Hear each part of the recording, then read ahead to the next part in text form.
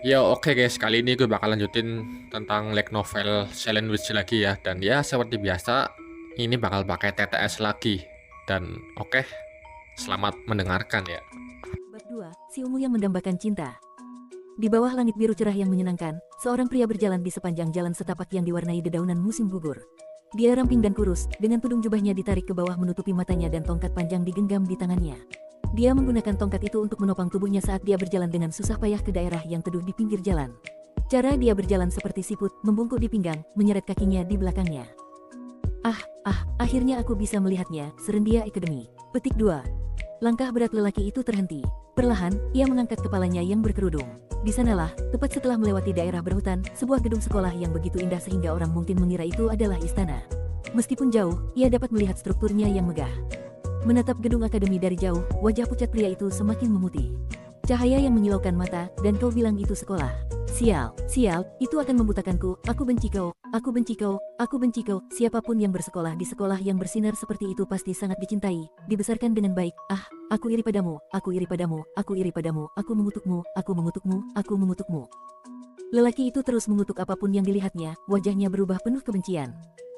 Festival sekolah tinggal sehari lagi, kata Isabel Norton, putri kaum terbaik dan rekan Monica dalam misi rahasianya. Isabel mengembalikan cangkir tehnya ke tatakannya. Malam sebelum festival, Monica mengunjunginya untuk membahas bagaimana ia akan melindungi Felix tanpa mengungkapkan identitasnya. Anggota keluarga Norton lainnya akan hadir sebagai tamu untuk mendukung mereka, tetapi secara umum, hanya Monica yang dapat bertindak sebagai pengawal pangeran. Ia sangat cerdas dan berwawasan luas, jadi ia mungkin akan menyadari jika ada pelayan dari keluarga Norton yang mencoba campur tangan. Sebaliknya, Isabel dan yang lainnya akan berjaga-jaga di sekitar sana untuk melihat siapa saja yang mencurigakan dan membantu menjaga penyamaran Monica. Ayah saya tidak akan bisa hadir, lanjut Isabel. Namun, ibu saya akan hadir menggantikannya. Petik 2. Ibumu, ulang Monica. Ya, dan dia juga akan membawa beberapa pelayan berbakat bersamanya, Isabel menjelaskan sambil mengangguk. Dia melirik pembantunya, Agatha, yang kemudian mengambil denah Akademi Serendia dan meletakkannya di atas meja. Isabel menggunakan kipasnya untuk menunjuk ke 4 bangunan dalam denah. Secara umum, Anda dapat membagi Serendia Academy menjadi 4 bangunan, bangunan tingkat lanjut, bangunan tingkat menengah, perpustakaan, dan aula besar yang digunakan untuk pesta dansa dan upacara. Siswa pada umumnya dapat masuk dan keluar dari bangunan manapun, tetapi yang paling sulit untuk diawasi dan paling mencolok untuk dimasuki adalah bangunan tingkat menengah. Petik 2. Baik kelas lanjutan maupun menengah menggunakan perpustakaan dan aula besar bersama-sama, jadi Monica dapat dengan mudah berpindah-pindah di antara keduanya tanpa terlihat aneh. Namun, karena ia adalah bagian dari kelas lanjutan, memasuki gedung menengah akan membuatnya terlihat mencolok. Mau tidak mau, ia tidak akan dapat mengawasinya dengan saksama. Ia tidak terlalu khawatir selama hari-hari sekolah biasa, tetapi banyak orang luar akan keluar masuk selama festival, jika memungkinkan, ia ingin memastikan keamanannya. Jadi House Norton akan berjaga di dekat gedung perantara, sebaliknya, kata Isabel. Pangeran Felix juga tidak akan mengawasinya, dan mengurangi jumlah tempat yang perlu Anda khawatirkan akan membuat pekerjaan Anda lebih mudah. Petik 2. Monica sangat berterima kasih atas tawaran itu. Louis dan Rin juga akan membantunya hari itu, tetapi jumlah mereka masih terlalu sedikit untuk menjaga sang pangeran dengan baik. Terima kasih, Lady Isabel, katanya. Itu sangat membantu, tapi, satu hal mengganggunya. Tidakkah orang-orang akan merasa aneh jika keluargamu berada di gedung menengah? Lagi pula, kau berada di kelas lanjutan. Oh, itu tidak akan jadi masalah sama sekali. Kau tidak perlu khawatir, Isabel meyakinkannya. Kemudian dia berhenti, memukul-mukulkan tinjunya ke telapak tangannya seolah-olah dia baru saja mengingat sesuatu. Ya, dan satu hal lagi. Saudariku, kita harus memutuskan sinyal rahasia agar kita dapat berkomunikasi jika diperlukan. Petik 2. Sinyal, ulang Monica. Benar sekali, kata Isabel sambil mengangguk, sambil menempelkan kipasnya ke dagu sambil berpikir. Jika kau butuh bantuanku, ya, kau boleh menyentuh telinga kirimu. Jika kau melakukannya, aku atau seseorang dari House Norton akan bergerak untuk membantu. Petik 2. Monica mengangguk. Oke. Isabel menempelkan tangan di pipinya dan tertawa kecil. Baru-baru ini aku membaca sebuah novel, dan ada adegan di mana dua orang pasangan saling memberi isyarat tangan. Hihihi, pasangan, kata yang indah sekali. Rupanya, buku ini adalah favorit barunya. Buku itu adalah kisah tentang dua kesatria pengembara yang memecahkan masalah dimanapun mereka bepergian. Dia tampak terpesona saat mengucapkan kata partner. Sejujurnya, lanjutnya, saya ingin sekali menikmati festival ini bersama Anda seperti biasa, tetapi hari ini kita adalah pasangan. Saya akan menjadi pendukung yang sempurna bagi Anda. Anda dapat mengandalkan saya untuk mendukung Anda. Petik 2. Meskipun kegembiraan Isabel sedikit menakutkan, Monica benar-benar merasa dia bisa mengandalkan gadis lain itu. Sangat meyakinkan untuk memiliki sekutu, pikirnya. Meskipun ini adalah kebenaran yang sudah diketahui, ini adalah sentimen baru bagi Monica. Terima kasih banyak, katanya sambil membungkuk. Pagi hari festival sekolah, Monica bangun lebih pagi dari biasanya. Di luar masih gelap, sedikit warna merah muda yang merembes ke dalam warna nila malam di sebelah timur. Saat itu akhir musim gugur, dan udara terasa dingin di kulitnya. Ia meraba-raba mencari kehangatan Nero. Ia mengira Nero sedang bersembunyi di balik selimut, tetapi kucing hitam itu tidak terlihat dimanapun. Nero, petik 2. Saat dia duduk, seorang wanita cantik berpakaian pembantu membungkuk padanya. Dia telah menunggu dengan tenang di sudut ruangan. Selamat pagi, penyihir pendiam, katanya. Prince Belfait, yang dijuluki Rin, adalah roh angin kencang yang dikontrak oleh rekan Monica, penyihir penghalang Louis Miller. Dia telah tinggal bersama Monica di kamar lotengnya selama beberapa hari untuk membantu keamanan sebelum festival. Mendengar seorang pembantu menyapanya begitu ia bangun adalah perasaan aneh bagi seseorang yang dibesarkan sebagai rakyat jelata. Selamat pagi, jawabnya sambil melihat sekeliling ruangan. Masih belum ada tanda-tanda Nero. Nona Rin, tanyanya. Di mana Nero? Petik 2. Tuan kucing hitam pergi beberapa saat yang lalu untuk jalan-jalan pagi. Petik 2. Dia menyebutnya jalan-jalan, tetapi kemungkinan besar dia sedang berpatroli. Itu masuk akal. Rin menatap lurus ke arah Monica. Ekspresi wajah roh itu hampir tidak pernah berubah, tetapi entah bagaimana Monica dapat mengetahui bahwa dia ingin mengajukan pertanyaan. Saya dengar, kata pembantu itu, bahwa Tuan Kucing Hitam adalah pendampingmu. Petik 2. Benar, Monica mengangguk samar. Rin melanjutkan dengan nada datar. Familiar penyihir Starsir, Sir Owl, tidak bisa berbicara dalam bahasa manusia atau berwujud manusia. Sir Blackchat pastilah familiar yang sangat berbakat. Petik 2. Itulah sifat familiarnya, Monica mulai berkeringat. Apakah Rin mencoba untuk mencari tahu latar belakang Nero? Namun roh itu hanya berkata, saya mengerti, Nona, dan berhenti di situ. Nona Rin, tanya Monica, tentang wujud manusia Nero. Saya merahasiakannya dari Lord Louis, Nona, pembantu itu meyakinkannya. Karena saya dengar Sir Blackchat adalah semacam kartu truf bagi Anda. Rin meletakkan tangan di dadanya dan mengucapkan istilah itu lagi. Kartu truf, sungguh mengasyikkan. Saya tidak sabar menunggu kartu truf Anda yang dengan penuh gaya beraksi untuk menyelamatkan Anda dari masalah, Nona. Petik 2. Monica lebih suka menghindari masalah sejak awal, dan gagasan Rin yang menunggunya dengan penuh semangat membuatnya berpikir sejenak. Selain itu, tampaknya dia bisa menghindari pertanyaan lebih lanjut tentang topik itu. Monica mendesah lega. Tepat saat itu, Rin melihat keluar jendela. Lord Louis memanggilku. Bolehkah aku keluar sebentar? Petik 2. Monica belum pernah membuat perjanjian dengan roh sebelumnya, tetapi dia tahu bahwa komunikasi sederhana dapat dilakukan antara penyihir dan roh yang terikat meskipun jaraknya jauh. Tentu saja, komunikasi itu tidak sempurna, hanya perasaan yang tersampaikan. Rin hanya merasakan bahwa dia telah dipanggil. Dia bisa bergerak sangat cepat, jadi tidak ada kabar sebentar pun tidak akan jadi masalah. Monica mengangguk dan bertanya, apakah Tuan Louis sudah ada di dekat sini? Petik 2. Ya, Nona, jawab pembantu itu. Dia menginap di sebuah penginapan di Crane tadi malam. Petik 2. Crane adalah tempat Monica pertama kali bertemu Glenn. Itu adalah kota terdekat dengan akademi, jadi cukup banyak tamu festival yang akan menginap di sana. Louis berencana untuk berbaur dengan mereka dan berjalan melalui pintu depan sekolah. Secara umum, Anda memerlukan undangan untuk masuk ke festival. Namun, siapapun yang memiliki kewenangan negara dapat mengajukan permintaan kepada sekolah terlebih dahulu dan biasanya akan diberikan undangan. Aku heran dia melamar undangan, gumam Monica. Akademi Serendia berada di bawah kendali Duke Clockford, wali pangeran kedua. Namun, Louis adalah pendukung pangeran pertama. Bukannya para pendukung saingan pangeran kedua dilarang masuk ke festival sekolah, tetapi meskipun begitu, Monica hampir tidak percaya dengan keberanian Louis. Sungguh mengesankan. Rin mengambil sebuah buku dari meja dan dengan lembut mengangkatnya. Itu adalah novel petualangan karya Dustin Gunter yang dipinjam Monica dari perpustakaan untuk dibaca Nero. Kadang-kadang dia melihat Rin dan Nero membacanya bersama-sama. Novel ini menggambarkan orang-orang yang berani dan nekat memiliki rambut yang tumbuh di hati mereka, pembantu itu menjelaskan. Saya yakin hati Lord Louis penuh dengan kumis dan jenggot. Petik 2. Faktanya, penyihir penghalang Louis Miller adalah pria yang sangat berani sehingga orang bertanya-tanya apakah hatinya benar-benar terbuat dari baja, bukannya ditutupi rambut. Monica adalah kebalikannya. Dia memiliki hati seperti kutu. Bagaimanapun juga, pembantu itu melanjutkan, saya akan kembali sebentar ke Lord Louis yang berhati lembut. Apakah Anda ingin saya menyampaikan pesan? Petik 2. Sambil menyingkirkan bayangan hati yang ditutupi rambut dari benaknya, Monica membungkuk kepada Rin sebagai ucapan terima kasih. Tolong sampaikan kepadanya bahwa saya senang mendapat dukungannya hari ini. Petik 2. Baiklah, Nona. Petik 2. Rin membuka jendela, lalu berubah menjadi seekor burung kuning kecil dan mengepakkan sayapnya. Monica bersandar di ambang jendela dan memperhatikan Rin pergi, menghirup udara luar dan meregangkan tubuhnya. Oke, saya siap. Udara pagi telah membangunkannya sedikit. Setelah berganti ke seragam sekolahnya, dia membuka laci tertentu dan membukanya. Di dalamnya ada teko kopi, kenang-kenangan dari ayahnya, serta surat-surat yang diterimanya dari Lana, sisir yang dibeli mereka berdua, buku yang ditulis oleh ayahnya yang dibelikan Felix, atau lebih tepatnya Ike, untuknya beberapa hari yang lalu, dan liontin peridot. Semua itu adalah harta karunnya. Saat dia tiba di akademi, yang dia miliki hanyalah teko kopi. Sekarang laci itu menyimpan lebih banyak lagi, dan itu memenuhi hatinya dengan emosi. Aku punya lebih banyak hal berharga sekarang. Saat meninggalkan kabinnya di pegunungan, Monica hanya dapat memasukkan beberapa barang penting, kucing hitamnya Nero, dan teko kopi milik ayahnya ke dalam kopernya. Saat itu sudah cukup baginya. Tidak ada barang lain yang ia pedulikan. Tetapi sekarang dia memiliki banyak hal yang tidak ingin dia hilangkan. Aku akan melindungi mereka. Bagaimanapun juga, aku adalah penyihir pendiam. Aku seorang bijak, katanya pada dirinya sendiri sebelum mengambil pita dan sisirnya dan menata rambutnya. Awalnya, ia mengalami banyak kesulitan menata rambutnya dengan cara yang diajarkan Lana, tetapi setelah beberapa saat, jari-jarinya mulai terbiasa.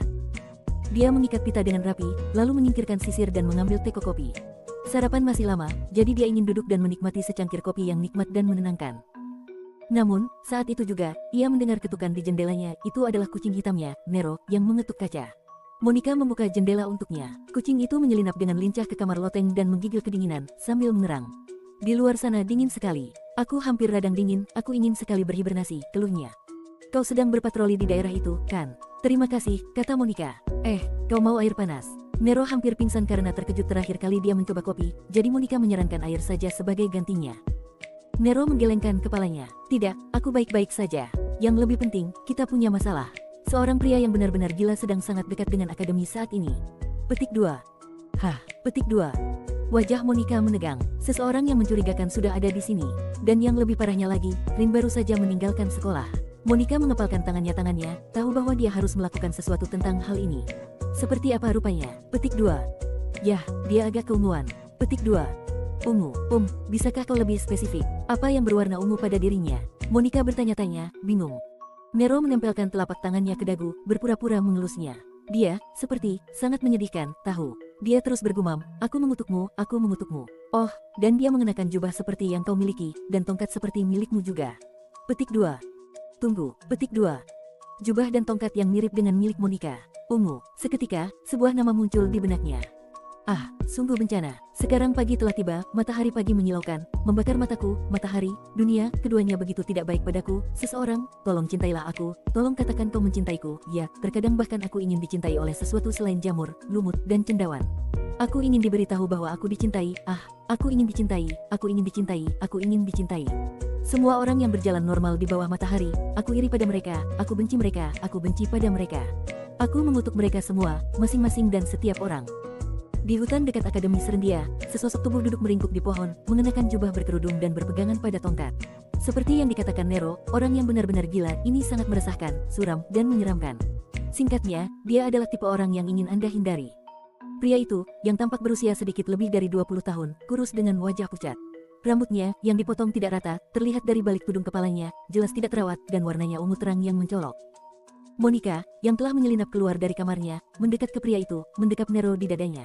Dengan ragu, dia bertanya, Tuan, apakah Anda dukun abis? Petik 2. Pria itu membeku di tempatnya, di bawah naungan pohon. Perlahan, ia menoleh untuk melihat Monica. Matanya lebar dan berwarna merah muda seperti batu permata. Ia memiliki pola, segel perdukunan, di wajahnya yang pucat, khususnya di pipi kirinya. Kau kenal aku? Dia tergagap. Kau Ray Albright, dukun abis, benar? Tanya Monica gugup. Apa yang kau lakukan di sini? Petik 2. Pria itu tampak gemetar, wajahnya yang pucat memerah. Seorang gadis tahu siapa aku, dan dia memanggilku dengan namaku. Apakah dia penggemar? Penggemarku, sungguh kejadian yang tak terduga. Memikirkan hari itu akhirnya akan tiba saat orang lain akan menunjukkan cintanya padaku. Tawa rendah dan aneh keluar dari bibirnya. Aku sangat senang masih hidup. Dengan senyum yang menyeramkan dan mata yang berkilau seperti permata, dia menutup jarak di antara mereka. Kumohon padamu, kumohon katakan padaku bahwa kau mencintaiku. Cintai aku, cintai aku, cintai aku, cintai aku. Kata Monica. Aku, ya, penyihir pendiam, salah satu dari 7 orang bijak. Mata pria itu membelalak mendengar kata-katanya. Dia memiringkan kepalanya ke samping dengan bingung. Penyihir pendiam, Monica Everett, petik 2. Ya, dia tergagap sambil mengangguk. Pria itu mulai bernapas dengan berat. Sesaat kemudian, dia memeluk Monica erat-erat, keputusasaan tampak jelas di wajahnya. Tolong aku, kau harus membantuku, tolong. Kumohon, petik 2. HP Haryahao, teriak Monica karena sangat terkejut dengan perilaku sembrononya. Mereka berdua adalah sage, tetapi keduanya tidak memiliki sedikit pun martabat. Nero, yang berpura-pura menjadi seekor kucing yang digendong Monica, berkata dengan jengkel, merau. Petik 2. Dukun abis ketiga, Ray Albright, adalah salah satu dari 7 orang bijak dan kepala keluarga Albright saat ini, satu-satunya garis keturunan dukun di kerajaan. Gelar untuk penyihir hanya diberikan kepada penyihir tingkat tinggi, dan untuk mendapatkannya, Anda harus berusaha keras atau memiliki cukup prestasi sehingga persekutuan penyihir menganugerahkannya kepada Anda. Namun, di antara keluarga yang lebih terhormat, orang akan mewarisi gelar dari anggota keluarga. Keluarga Albright adalah salah satu contohnya. Dukun Abis pertama dikatakan telah menciptakan lebih dari 100 mantra perdukunan, yang juga dikenal sebagai kutukan, dan mengukirnya ke dalam tubuhnya sendiri. Sama seperti anggota keluarga kerajaan yang diberi racun dalam jumlah sedikit sejak usia muda untuk membangun ketahanan, Dukun Abis pertama telah melatih tubuhnya untuk memperoleh ketahanan terhadap mantra perdukunan. Tanda-tanda ini kemudian diwariskan kepada Dukun Abis berikutnya. Rai adalah orang ketiga yang memegang gelar tersebut, dan tubuhnya diukir dengan lebih dari 200 mantra, cukup untuk menutupi setiap inci kulitnya dengan pola terkutuk. Efek samping dari semua mantra ini adalah diskromatosis, yang mengubah warna rambut dan matanya menjadi tidak alami. Bahkan di tanah kerajaan Riddle yang luas, kemungkinan hanya keluarga Albright yang memiliki rambut ungu dan mata merah muda. Akhirnya, Rai tampak sedikit tenang. Ia mengamati Monica dengan saksama dan bertanya dengan bingung, mengapa penyihir pendiam mengenakan seragam Akademi Serendia. Petik 2. Tampaknya seragamnya adalah alasan utama mengapa dia tidak mengenalinya sebagai sesama sage. Monica terlambat menyesal karena tidak berganti pakaian untuk membantu merahasiakan misi penyusupannya. Namun Nero mengatakan dia menemukan seseorang yang mencurigakan, jadi dia keluar dari kamar lotengnya dengan masih mengenakan seragamnya. Sekarang apa? Apa yang harus kulakukan? Pikir Monica. Aku butuh alasan. Sebuah alasan. Namun, seberapa keras pun ia mencoba, ia tidak dapat menemukan jawaban selain mengatakan bahwa hobinya adalah berjalan-jalan di hutan sambil mengenakan seragam sekolah. Bahkan ia merasa ngeri membayangkan kebohongan yang menyedihkan itu. Namun, itu semua yang dimilikinya, jadi dia bertaruh pada harapan tipis itu. Seragam Akademi Serendia, lucu banget, ya. Aku ingin mencoba memakainya, jadi aku berdandan seperti murid dari akademi, dan, aku jalan-jalan. Nero menatapnya dengan jengkel. Dia bisa melihat pertanyaan di matanya, tidak bisakah kau memilih alasan yang lebih baik? Saat dia berdiri di sana, begitu malu hingga dia ingin menghilang, Rai menggumamkan pertanyaan lanjutan. Kudengar penyihir pendiam itu sepertiku dan hampir tidak pernah keluar, dan dia konon tinggal jauh di sebuah kabin di pegunungan. Aku sedang, jalan-jalan jauh banget. Petik 2. Monica tahu betul bahwa semakin banyak kebohongan yang ditumpuk, semakin cepat kebohongan itu akan hancur. Sudah berakhir, pikirnya, dalam keadaan bingung. Dia tidak mungkin bisa membuat alasan lagi. Pada titik ini, satu-satunya pilihannya adalah jujur kepada pria itu dan meminta bantuannya dalam misinya. Wah, pikir Monica, mengingat seringai jahat Louis saat air mata terbentuk di matanya. Tuan Louis akan sangat marah padaku. Baiklah, katanya. Sejujurnya, penyihir penghalang memberiku misi, dan aku seharusnya melindungi pangeran kedua. Pengawal, kamu, penyihir pendiam. Petik 2. Ini rahasia besar, jadi tolong jangan beritahu siapapun, oke? Tuh tolong, pintanya, sambil menundukkan kepalanya dengan cepat. Tidak ada jawaban. Dengan gugup, dia kembali menatap Rai. Entah mengapa, dia tampak seperti sedang dalam ekstasi. Seorang gadis mengungkapkan rahasianya kepadaku, dia memintaku untuk membantu, aku merasa benar-benar dicintai. Benar-benar dicintai. Ya, ini terasa luar biasa, hehehe. Dari pelukannya, Nero berbisik, cukup pelan sehingga hanya dia yang bisa mendengarnya, apakah orang ini baik-baik saja? Petik 2. Monica diam-diam memperingatkan kucing itu agar tidak bersikap kasar, dan terus menatap Rai. Rai memegang kedua tangannya di pipinya, sambil tersenyum aneh. Perilaku Rai membuatnya khawatir, tetapi untuk saat ini, sepertinya Rai akan merahasiakannya. Lanjutnya, apa yang kau lakukan di sini? Kau memintaku untuk membantumu beberapa saat yang lalu. Ya, benar. Aku sedang dalam masalah besar sekarang. Rai terdiam, lalu menatap tajam ke arah Monica, dan mengajukan permohonannya. Masalah ini melibatkan kelangsungan hidup keluarga Albright, jadi aku ingin kau merahasiakannya dari yang lain, aku juga akan merahasiakannya, jadi kumohon.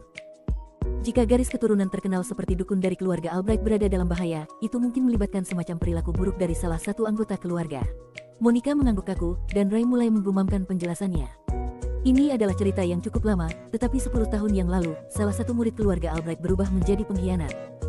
Satu-satunya pihak yang diizinkan oleh kerajaan Riddle untuk mencoba-coba mantra dan kutukan perdukunan adalah keluarga Albright, keluarga biologis Rai.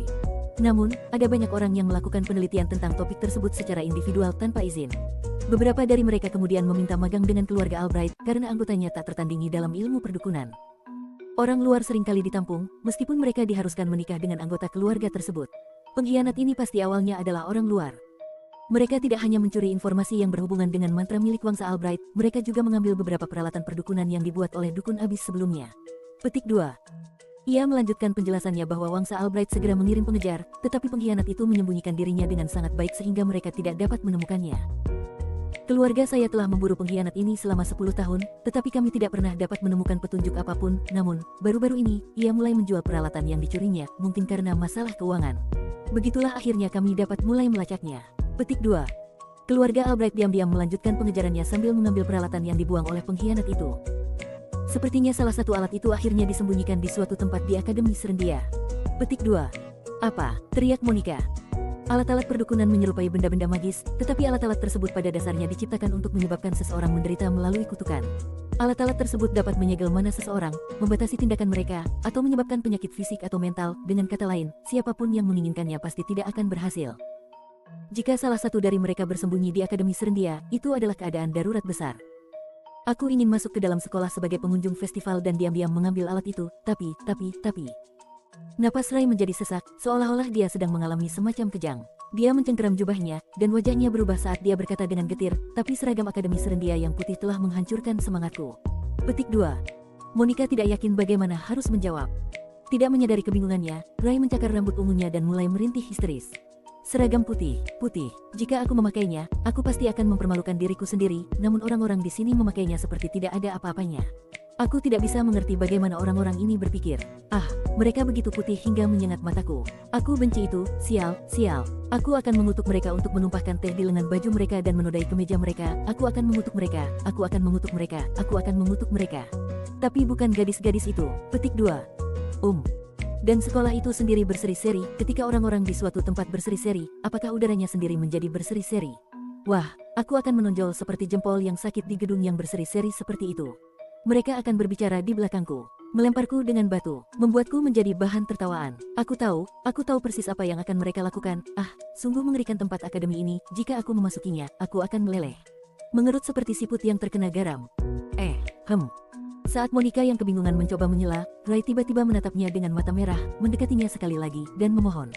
Jadi kumohon, aku akan berusaha sekuat tenaga untuk masuk ke dalam akademi yang cemerlang itu. Aku akan mengerahkan seluruh tenagaku. Jadi kumohon, Silent Witch, bantu aku mendapatkan kembali alat itu.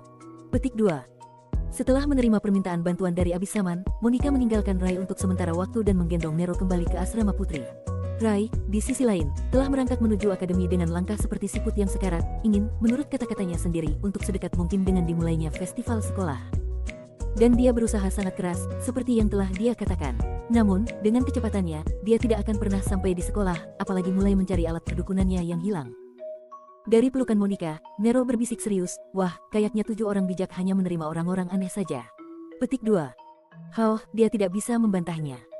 Saat ini, saku Monica berisi duplikat alat perdukunan yang disebut Crimson Murat. Rai telah memberikannya kepadanya, dan menyuruhnya menukarnya dengan yang asli jika ia menemukannya. Barang itu adalah kalung dengan permata merah tua yang tertanam di bingkai hitamnya yang dekoratif. Saya belum pernah melihat seorang siswa mengenakan sesuatu seperti ini, pikir Monica. Namun, kemungkinan besar siapapun yang memakainya sudah mulai merasakan efek sampingnya. Kutukan yang disematkan pada benda itu merampas ketenangan pikiran seseorang. Tampaknya, pemakainya akan mengalami fluktuasi emosi yang ekstrim dan menunjukkan agresi terhadap orang lain. Karena deteksi Magecraft tidak dapat dengan mudah menemukan item perdukunan, mereka hanya perlu berkeliling sekolah untuk mencarinya. Monica telah memberitahu Rai bahwa dia berencana untuk menghubungi Louis, menjelaskan situasinya, dan meminta bantuannya dalam pencarian. Dukun itu menggeliat kesakitan dan menggerutu karena tidak ingin berutang budi kepada pria itu dan betapa dia membencinya dan seluruh situasi itu. Namun akhirnya, dia dengan enggan setuju. Akan selalu lebih baik jika ada banyak bantuan saat mencari sesuatu. Namun, di mana di Akademi Serendia seseorang bisa menyembunyikan alat terkutuk? Menurut penyelidikan Rai, alat itu digadaikan sebagai aksesori bekas biasa. Setelah berpindah-pindah ke sana kemari, alat itu akhirnya dibeli oleh seseorang dari sekolah. Kelihatannya seperti kalung, jadi mungkin aku harus memeriksa apa yang dikenakan gadis-gadis lain. Monica tidak punya pilihan selain berkeliling melihat-lihat aksesoris para siswi sambil mengawasi Felix.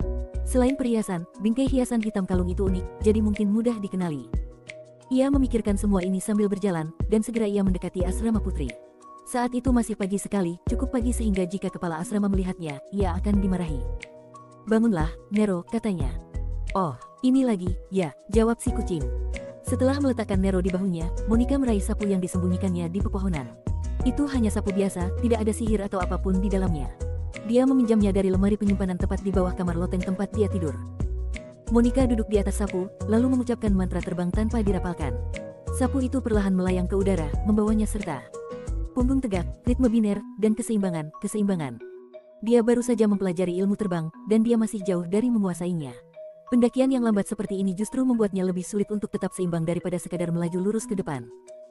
Saat kepala Monica bergoyang ke sana kemari, Nero memeluknya lebih erat. Aku tidak suka melihat ini. Kau yakin kau baik-baik saja? Petik 2. Aku akan baik-baik saja, wah ya. Petik 2. Hei, aku akan jatuh. Aku akan jatuh. Teriak Nero saat tubuh Monica terguling ke kiri. Karena dia bersandar, mereka mulai berjalan zigzag. Meskipun begitu, dia entah bagaimana berhasil mencapai jendela kamar lotengnya. Saat kakinya menyentuh lantai, Monica menjatuhkan sapu dan terkulai, sambil mengerang. Aku tidak mengalami banyak kesulitan saat turun. Itu pun perjalanan yang liar, kata Nero dengan nada pedas. Maksudku, agak sulit untuk mengatakan apakah kami terbang atau jatuh. Petik 2. Monica terisak sebagai jawaban. Saat penyihir kecil itu bergerak dan berkelok-kelok di langit pagi, seorang pembantu mengawasinya melalui teropong dari jendela salah satu kamar asrama putri. Setelah pembantu muda itu melihat penyihir kecil itu memasuki kamar lotengnya, dia meninggalkan jendela dan berdiri tegak sebelum melaporkan apa yang baru saja disaksikannya kepada tuannya. Tidak diragukan lagi, katanya. Itu adalah Lady Monica Norton, akuntan Dewan Mahasiswa. Petik 2. Begitu ya, gumam seorang gadis cantik berambut pirang mengilap. Ia duduk di kursi sambil membuka kipasnya. Ini Bridget Graham, sekretaris Dewan Siswa. Bagaimana kalau kita masuk ke kamarnya, Lady Bridget? Tanya pembantunya. Tidak, jawab gadis itu. Belum waktunya. Petik 2. Dianggap sebagai salah satu dari 3 gadis tercantik di Serendia Academy, Bridget memiliki fitur wajah cemerlang yang mengingatkan pada bunga mawar besar yang sedang mekar penuh. Dia menutup mulutnya dengan kipas dan menundukkan matanya sambil berpikir. Kelopak matanya yang putih menutupi mata kuningnya seolah-olah menyembunyikan apa yang ada dalam pikirannya. Bulu matanya yang panjang membuat bayangan di pipinya. Sebaiknya kita terus melakukan pengamatan pasif untuk saat ini, pikirnya. Meskipun garis keturunannya terkenal, Bridget hanyalah putri dari seorang bangsawan. Ada batasan untuk apa yang dapat ia lakukan, ia hanya memiliki sedikit kartu di tangannya. Ia harus bertindak dengan hati-hati. Aku terbiasa menunggu dan bertahan. Lagi pula, aku sudah melakukannya selama 10 tahun. Dia menggertakkan giginya dengan lesu, mengencangkan pegangannya pada kipas angin. Dan saat orang yang paling dicintainya muncul di balik kelopak matanya, dia bersumpah dalam hati. Pangeran. Cyril Ashley adalah orang pertama yang tiba di ruang OSIS pada pagi hari festival sekolah. Ia mulai dengan memeriksa rencana masing-masing anggota lainnya. Ia tidak cemas dengan jadwalnya, tetapi ia merasa harus menyibukkan diri atau ia tidak akan pernah bisa tenang. Ayahku juga akan datang hari ini, pikirnya. Aku harus berani dan bermartabat dalam perilakuku agar tidak mempermalukan keluarga Ashley.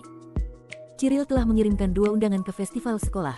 Yang pertama ditujukan kepada ayah angkatnya, Marquess Hayaun. Yang lainnya, aku penasaran apakah dia akan datang. Ia melihat keluar jendela. Beberapa kereta kuda sudah diparkir di luar sekolah. Ia tahu ia tidak akan bisa melihat banyak dari jarak ini, tetapi ia tetap mengamati untuk mencari tanda-tanda lambang Marquess Hayaun. Saat itulah ia mendengar pintu terbuka di belakangnya. Yang pertama masuk adalah siswa tahun ketiga, Felix, Elliot, dan Bridget. Oh, halo, Cyril, kata Felix. Kamu datang lebih awal. Petik 2. Selamat pagi, Yang Mulia, jawab Cyril sambil berdiri tegak dan membungkuk. Elliot menyipitkan matanya yang mengantuk menjadi seringai jahat. Bangun pagi seperti orang bodoh, aku yakin. Seperti yang biasa dia lakukan untuk setiap acara. Petik 2. Tak seorang pun bertanya padamu, pikir Cyril sambil menatap Elliot dengan marah. Beberapa saat kemudian, Neil dan Monica masuk. Neil memperkenalkan dirinya dengan jelas, dan Neil, seperti biasa, memberikan sambutan yang jauh lebih gugup. Cyril memperhatikan ketegangan dalam ekspresi Monica. Dia tahu Monica punya banyak hal yang membuatnya cemas, ini adalah festival sekolah pertamanya. Sebagai seniornya, aku harus mendukungnya semampuku, pikirnya dalam hati. Pada titik ini, Bridget angkat bicara. Aku juga bangun pagi. Festival sekolah hanya diadakan setahun sekali. Dia berkata dengan nada tinggi, Ohamin Hoho, lalu melirik Monica. Dan ngomong-ngomong soal bangun pagi, aku kebetulan melihat akuntan Norton di luar asrama putri pagi ini. Aku kira kamu juga gugup dan sulit tidur. Petik 2. Wah, teriak Monica, bibirnya gemetar. Bridget menutup mulutnya dengan kipasnya dan menyipitkan matanya. Apa yang kau lakukan di luar sepagi ini, akuntan Norton? Petik 2. Tadi pagi, aku ada di luar, dan, gumam Monica sambil menundukkan kepala dan memainkan jari-jarinya, sesuatu yang sering ia lakukan saat panik atau cemas. Saat Cyril mengikuti gerakan tangannya, wajah Monica terangkat kembali. Aku sedang berlatih menari. Sebelum pesta dansa. Petik 2. Aku nggak ngangka kamu bakalan nonton bola, kata Cyril tanpa berpikir. Monica tersenyum miring dan mengangguk canggung. Yeyef, aku menantikannya. Dia mulai bergerak mengikuti langkah-langkah tarian dengan sangat canggung. Cyril tidak menunjukkannya, tetapi tiba-tiba dia merasa sangat terganggu. Dia yakin Monica yang pemalu tidak akan mau menghadiri pesta dansa bersama begitu banyak orang. Namun, ternyata, dia meminjam gaun dan bahkan berlatih menari secara diam-diam. Monica sungguh-sungguh berusaha sebaik mungkin untuk memperbaiki kelemahannya, sementara Cyril dengan tidak berperasaan berasumsi bahwa Monica tidak tertarik. Cyril merasa malu pada dirinya sendiri. Mengapa aku merasa sangat tidak enak hati? Monica terus memamerkan gerak kakinya yang menyedihkan. Itu benar-benar bencana. Dia sudah sedikit lebih baik saat dia mengajarinya. Oh, begitu. Cyril kemudian menyadari sifat sebenarnya dari perasaan tidak enak di dadanya. Jika Monica muncul dan menari seperti itu, dia akan mempermalukan OSIS. Dia pasti cemas, itulah mengapa hatinya terasa aneh sekarang. Tentu saja, tidak diragukan lagi, dan itu berarti ada solusi yang sangat sederhana. Jika pangeran atau aku yang memimpin, tariannya akan semakin baik, dan aku tidak bisa mengganggu pangeran dengan hal seperti ini, jadi sudah sepantasnya aku yang menjaganya. Jika Monica, yang pemalu, menghadapi bola dengan ketulusan seperti ini, maka sudah menjadi tanggung jawabnya sebagai senior untuk membantu. Begitu dia mencapai kesimpulan ini, rasa tidak nyaman di dadanya pun sirna. Sementara Cyril tenggelam dalam pikirannya, Felix tersenyum lembut pada Monica. Ya, ini festival pelajar pertamamu, komentarnya. Semoga kamu bersenang-senang. Petik 2. Monica menghentikan langkahnya dan mengangguk penuh semangat. Ya, Tuan, saya akan bersenang-senang. Kepangannya bergoyang-goyang seperti ekor anjing. Akhirnya tiba saatnya festival sekolah benar-benar dimulai, Felix mengumumkan. Semua yang hadir berdiri tegak. Festival Akademi Serendia merupakan acara besar. Para bangsawan paling berpengaruh di kerajaan dan bahkan duta besar dari negara asing akan hadir. Kegagalan bukanlah pilihan. Semua orang menjawab, ya, Tuan, serentak. Cyril khususnya menjulurkan dadanya dan berbicara dari perutnya. Dia bersumpah untuk melakukan apapun demi pangeran yang sangat dicintainya dan dihormatinya, dan demi para juniornya.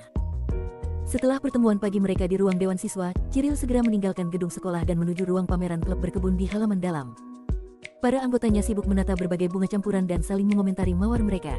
Beberapa pot diletakkan di stan pameran, khususnya mawar dalam pot yang hasilnya luar biasa. Mereka memamerkan berbagai varietas musim gugur, termasuk beberapa yang beraroma kuat dan kelopak berbentuk aneh.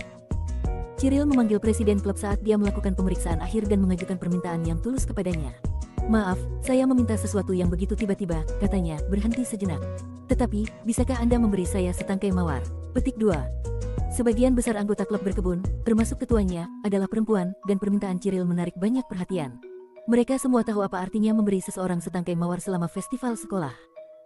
Namun, Cyril yang selalu serius mengira mereka membuat keributan karena permintaannya tidak sopan. Baiklah, saya tahu Anda telah meluangkan banyak waktu dan perhatian untuk menanam mawar-mawar ini, katanya, tampak bersalah. Mata presiden berbinar-binar. Tidak, tentu saja, desaknya. Silakan, ya, bawa satu. Mawar mana yang kamu suka? Petik 2. Sambil mengucapkan terima kasih dengan sopan, Cyril mengamati bunga mawar di taman. Secara keseluruhan, bunga mawar musim gugur di Riddle seringkali berwarna gelap, tetapi ia merasa sesuatu yang tidak terlalu mencolok akan lebih cocok untuknya. Mungkin merah muda-muda, atau jingga muda, ia menyapukan pandangannya ke seluruh pilihan sebelum berhenti pada satu mawar khususnya, bunganya berwarna putih bersih. Nalurinya mengatakan bahwa itulah yang diinginkannya. Kalau begitu, aku akan mengambil mawar putihnya, kalau kau berkenan. Petik 2. Semua gadis langsung menjerit kegirangan.